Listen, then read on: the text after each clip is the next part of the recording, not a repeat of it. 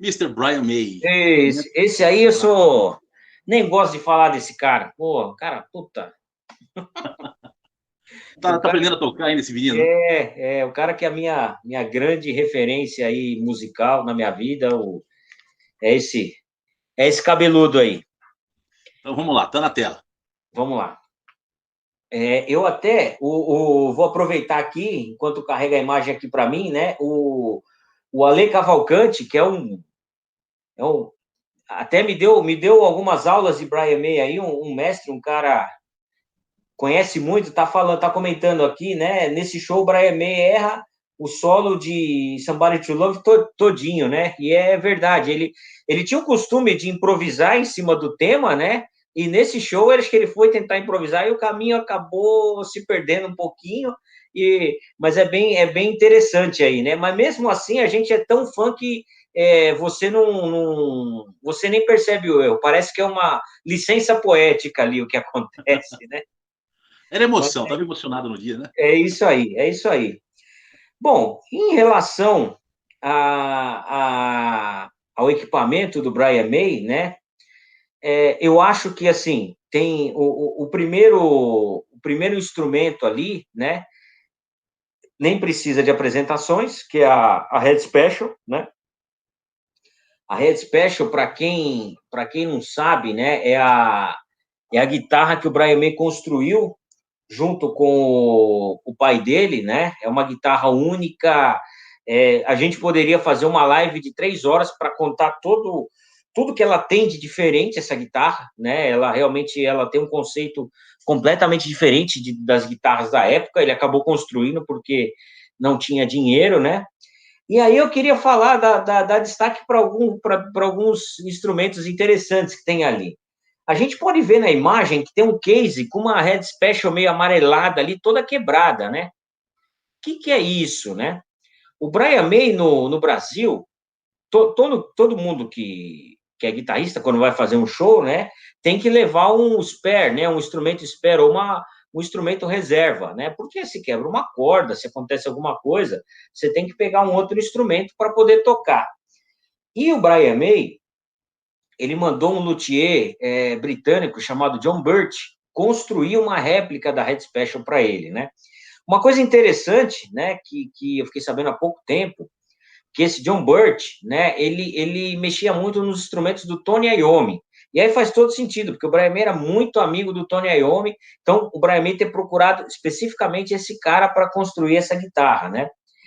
E aí eu sei que, assim, ele levava ela como spare part aí, né? E ele praticamente nunca usou a Head Special, né? Assim, é uma guitarra, ele conta no livro que ele fez sobre a Head Special, né? Que ele nunca regulou o tensor da guitarra, né? É uma coisa, assim, completamente inexplicável. Mas na turnê do Hot Space, ele estava tocando em Paris e aí quebrou a corda da Head Special e ele pegou essa guitarra do Pete Cornish para tocar e aí o resultado sonoro dela foi desastroso para ele, né? E aí o que ele fez? Ele acabou o show, ele quebrou a guitarra em dezenas de pedaços. Aí os Rhodes pegaram os pedaços aí, colocaram, então tem essa foto aí que é a guitarra que ele quebrou. Ele resolveu dar uma de Pitauchin. Resolveu dar uma de Pitauchin, mas não foi por cena, não. Ele ficou muito puto com a sonoridade da guitarra. Essa guitarra, inclusive, aparece no videoclipe de We Will Rock You e Spread Your Wings, né? Tava muito frio, e aí ele, para não danificar a Head Special, ele usou essa guitarra. Na foto ali tá bem claro, né, cara, que o braço ali tá descolado, né? O corpo tá para um lado ali, o headstock tá para o outro. É isso aí, é isso aí, é isso aí. Ó, o Gabriel Gonçalves está até falando aqui, isso eu não sabia, que no Houston 77 ele chegou a usar essa réplica na música Liar, isso eu não lembrava, legal, bacana.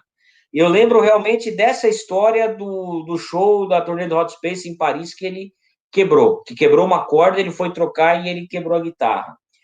Ali, a gente vê também, né, um violão Ovation Pacemaker de 12 cordas, né, que era um violão que ele usou no Brasil para tocar o Love of My Life, e o Freddie Mercury usou, eles trouxeram 3 violões, usou um violão igual para fazer o Crazy Little Thing Called Love, fazer a parte do Crazy Little Thing Called Love. E esse violão tem uma história interessante, né, que assim, o violão Ovation, para quem não sabe, né, ele é um violão que ele tem um fundo meio plastificado, é um fundo de um material sintetizado, ele não é de madeira. E ele tem uma sonoridade muito específica, né? É até uma sonoridade que eu não me agrada muito, eu prefiro mais o som do violão convencional, né? E o Brian May falou que começou a usar muito o Ovation em função de microfonia. Com os violões convencionais, né, que ele usava de 12 cordas, ele tinha muito problema de microfonia. E com o Ovation ele ligava direto na mesa e resolveu esse tipo de problema. Por isso que ele passou a usar muito Ovation. Ele usava no estúdio, usava os violões convencionais, mas ao vivo ele acabava usando muito o Ovation. É uma questão técnica para eliminar justamente a microfonia, né? Isso mesmo, isso mesmo. E ali também, Sandrão, tem um detalhe interessante ali, que é a guitarra Fender Telecaster, né? Que é a guitarra que ele usava para tocar o Crazy Little Thing Called Love, porque ele usou essa guitarra no estúdio, né? No estúdio, o produtor, o Harold Mack, falou para ele usar essa guitarra, que ela ia dar uma sonoridade mais vintage, né?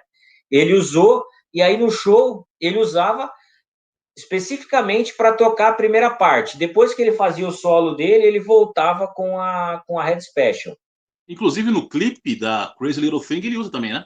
Ele usa essa mesma guitarra, que é uma tele preta. Eu acho, inclusive, isso é uma informação que eu não tenho certeza, que essa guitarra era do Roger Taylor, né? Porque ele falou que, assim, no estúdio ele usou uma guitarra do Roger Taylor, né? E ele falou, Roger Taylor realmente é um colecionador de guitarras. Ele já deu entrevista falando isso. Eu não sou, né? Eu não coleciono muitas guitarras. O Roger é. Então, eu acho que essa guitarra, ela foi um presente do Roger Taylor para ele. Entendi. O Roger Taylor, que é um multi-instrumentista, né? O É cara um multi-instrumentista,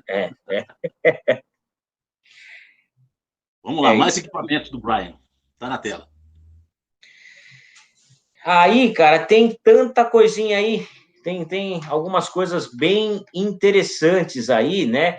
E acho que é legal a gente falar de algumas coisinhas dessas aí, porque quem toca guitarra hoje, né? Quem vê aqueles racks, aquelas pedaleiras, né? Não consegue imaginar como é que era a coisa em 1981, né? Então, aqui, nós temos ali, né? A gente pode ver, o pessoal vai lá e falar, o que aquele amplificador está fazendo ali, né? Esse amplificador, cara, ele é um amplificador aqui, eu até não lembro o nome dele, deixa eu até olhar nas minhas... É um Pignose, cara, é um Pignose amplificador. Para que era usado esse amplificador? Esse amplificador era usado para afinar os instrumentos. Não era, na verdade, não era o Brian May que utilizava. O Rode dele utilizava esse amplificador, ele veio para fazer a afinação dos instrumentos. Ali a gente pode ver mais à esquerda, ali embaixo, né, que era o Peterson Strobe, que era um afinador, né, parece um rack ali, mas era um afinador bem interessante para a época, né, bem bacana esse afinador. E aí tem duas coisas ali que eu acho que são espetaculares, né? A gente vê aquela caixinha preta ali, né? Cheia de fita. Aquilo era uma Ecoflex, era uma Maestro Tape Delay, era uma câmera de eco. Era ali que ele fazia os efeitos do solo de guitarra dele. Esse é um sistema totalmente analógico, né? Então, tocava, você tinha uma cabeça, ela gravava, reproduzia e ia tocando, né? É um sistema de delay totalmente analógico. Eu vi uma entrevista do Pete Malandroni, que é o Rode do Brian May hoje, que ele fala que ele ergue as mãos para o céu todo dia quando o Brian May parou de usar isso daí, porque isso era um pepino danado, né? Para esse negócio dar um problema durante o solo dele era facílimo, né? E aí, para quem é músico também, já deve ter ouvido falar do pedal, o Chorus, o CS3 da Boss, né? O Brian May usou um pedal que é o CE1, esse pedal gigante aí que a gente vê, né? Do lado da Ecoflex aí, né? Esse Então, vermelho, né? Parece um acelerador de não, carro. esse vermelho não, esse vermelho é o Phaser Fox, que Tá? ele usou em gravações e que ele usou aqui, provavelmente em Keep Yourself Alive, ao vivo, em Dragon Attack e no solo. Mas na verdade, esse verde que está aí embaixo, do lado da Ecoflex ali, Ah, o do aquele, meio. A foto do isso, o meio. do meio, isso, o do meio. Aquele é o chorus que ele utilizou nessa turnê. E aí, lá no cantinho, lá, a gente tem o pedal do Pete Cornish, que é um treble booster, né? Que ele aumenta o ganho dos agudos, né? Na verdade, ele aumenta o ganho da guitarra dele, né? O treble booster, geralmente, o que ele fazia, né? Ele colocava o treble booster. Quando ele tocava alguma coisa mais com menos sujeira, menos distorção, mais limpa, ele abaixava o volume. Quando ele queria bastante sujeira, ele aumentava o volume no máximo, né? Então era mais ou menos assim que ele trabalhava. Então aquele ali era o pedalzinho que ele utilizava para fazer essas brincadeiras aí. Entendi. Então, se a gente for resumir aqui, traduzir para o pessoal que não é músico, a gente poderia falar o seguinte: que esse equipamento do lado esquerdo aqui, o primeiro preto, embaixo da descrição aqui, é o afinador. Ou seja, né? É para ele Isso, afinar a guitarra e não tocar desafinado. isso, O laranja ali era o amplificador para fazer afinação, né? Os Rode usavam para afinar. isso, Né? Ou seja, né? Ligava esse preto no laranja para poder afinar a guitarra. E o resto, os outros quatro aí, é o que ele usava para tirar aquele som maravilhoso na guitarra. É isso é aí. isso, é isso aí. Então, quem não é músico, acho que fica mais fácil entender desse jeito. É Os isso aí, pedal, Sandro, é isso aí, quatro é aí, isso aí. ele pisava para poder tirar aquele som maravilhoso e os outros dois aqui para afinar a guitarra. E o que vale dizer para quem não é músico, né, que hoje em dia tudo isso é uma caixinha, você tem numa caixinha desse tamanho, né? Mas naquele tempo você era obrigado a trazer todas esses artefatos aí para poder tirar aquela sonoridade. Inclusive, tem uma. Isso está no YouTube, né? Tem uma entrevista de um repórter argentino, se não me engano, que ele está no palco, né? Filmando ali o Roger fazendo a passagem de som da bateria tal, e depois ele vai pro Brian e o câmera pega a pedaleira que o Brian tá usando ali, né? O set de pedais ali. E aparece aí esses pedais na filmagem, né?